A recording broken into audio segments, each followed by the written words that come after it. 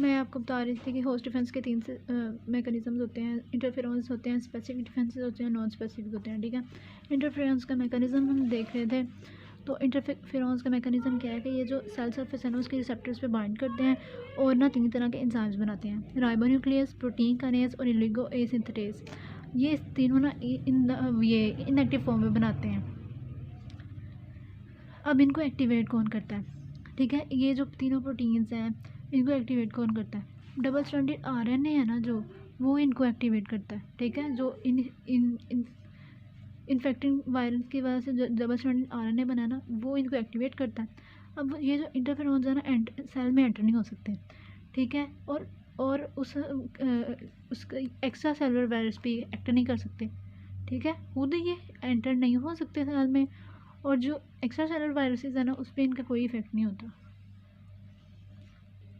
अब वो कह रहे हैं कि इंटरफेरोन्स जो होते हैं ना वायरस की रेप्लिकेशन को इनहिबिट कैसे करते हैं? इनहिबिट ऐसे करते हैं कि वो जाहिर बात है कि ये प्रोटीन की सिंथेसिस को ब्लॉक कर देंगे। ये 2 तरीक़ों से ब्लॉक कर देंगे, या तो मैसेंजर आरएनए को डिग्रेड कर देंगे या एलोंगेशन फैक्टर 2 को कर देंगे। ठीक है ना, ये इनएक्टिवेट कर देंगे, या मैसेंजर आरएनए को या एलोंगेशन फैक्टर 2 को इनएक्टिवेट कर देंगे।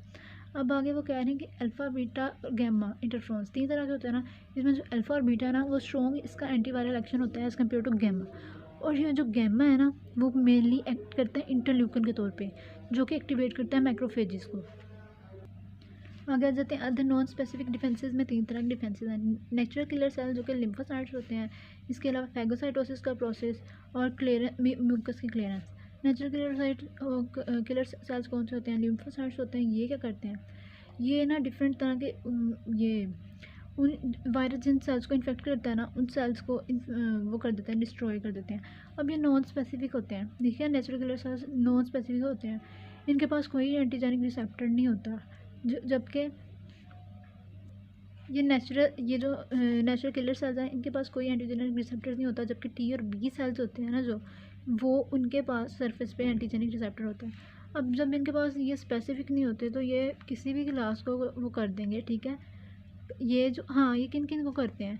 जो भी सेल्स ना MHC1 प्रोटीन को नहीं ना होते, जो उनके पास नहीं प्रेजेंट होते, तो ये बाकी मतलब जो इनको प्रेजेंट नहीं होते और बाकी बच जाते हैं, तो उनको ये डिस्ट्रॉय करते हैं। ठीक है, अब ये मैकेनिज्म क्या है?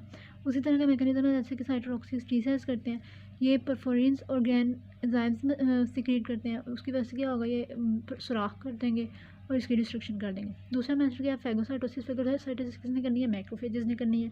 तीसरा मेथड क्या है? Clearance of mucus by the. अब म्यूकस को क्लियर किसने करना है? रेस्पिरेटरी ट्रैक में जो सीलियाँ ना उन्होंने करना है म्यूकस को क्लियर।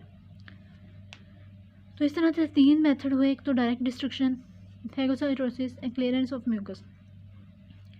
अब वो कह रहे हैं कि इन तीनों डिफेंसेस में से ना अगर कोई भी डैमेज हो जाए तो वो प्री डिस्पोजिंग फैक्टर्स हो सकता है फॉर द वायरल इन्फेक्शन। तो प्री डिस्पोजिंग फैक्टर्स कौन कौन से हो सकते हैं? कॉर्टिकोस्टेरॉइड का लेवल का ज़्यादा हो जाना। ठीक है ना, इसके अलावा मेल न्यूट्रिशन, और अगर या तो बहुत वेरी यंग और वेरी ओल्ड एज, 3 तरह के इसके प्री डिस्पोजिंग फैक्टर्स हैं। कॉर्टिकोस्टेरॉइड्स का लेवल ज़्यादा हो जाना, मेल न्यूट्रिशन, और यंग और वेरी यंग या वेरी ओल्ड एज। इसके बाद आ जाती है स्पेसिफिक डिफेंसेस। स्पेसिफिक डिफेंसेस आपको बहुत अच्छे से पता है कि कौन कौन सी होती है। इम्यूनिटी होती है जो वैक्सीन वगैरह हम देते हैं। ठीक है, एक्टिव इम्यूनिटी हो सकती है या पैसिव इम्यूनिटी हो सकती है। एक्टिव इम्यूनिटी में ये अब ये जो एक्टिव इम्यूनिटी होती है ना इसमें किन किन का रोल होता है? इसमें एंटीबॉडीज़ का रोल होता है और साइटोटॉक्सिक सेल्स का होता है। ये अब कैसे कहते हैं? या तो डायरेक्ट हम वायरस का करते कैसे? डायरेक्ट वायरस का एक्सपोजर करा दें या हम वैक्सीन लगा दें। ठीक है, 2 चीज़ों की वजह से होता है एंटीबॉडीज़ और साइटोटॉक्सिक हम कैसे ला सकते हैं? या तो डायरेक्ट एक्सपोजर करा दें वायरस का या वैक्सीन लगा दें। इसके बाद पैसिव इम्यूनिटी, इसमें एंटीबॉडीज़ होती हैं पहले से बनी हुई होती हैं, किसमें या तो किसी पर्सन में बनाई हुई है या एनिमल में बनाई हुई है।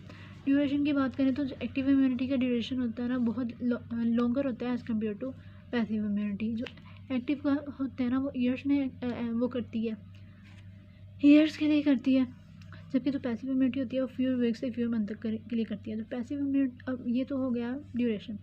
अब एक्शन, अब onset of action. Onset of action passive immunity का ज़्यादा है, इमीडिएट एक्शन है लेकिन लॉन्गर ड्यूरेशन नहीं है, शॉर्टर ड्यूरेशन है। ठीक है, पैसिव इम्यूनिटी का क्योंकि हमने पहले से बनी हुई एंटीबॉडीज़ डाली हैं। जबकि एक्टिव इम्यूनिटी में 2 तरह के रिस्पॉन्स होते हैं, प्राइमरी रिस्पॉन्स और सेकेंडरी रिस्पॉन्स। 7 से 10 दिन में आ रहा है तो एक्टिव प्राइमरी, और 3 से 5 दिन तक सेकेंडरी रिस्पॉन्स आ सकता है, ठीक है। अब हार्ड इम्यूनिटी क्या होती है? हार्ड इम्यूनिटी क्या होती है कि किसी भी एक इंडिविजुअल की प्रोटेक्शन करना उससे, उसकी जो पॉपुलेशन है ना, उसमें उसके जो बाकी मेंबर्स हैं तो उन्हीं से इम्यून करना, ठीक है, उनकी वजह से ही। तो ये जो हर्ड इम्यूनिटी होती है इसको कम्युनिटी इम्यूनिटी भी कहते हैं, और ये 2 तरह से होती है।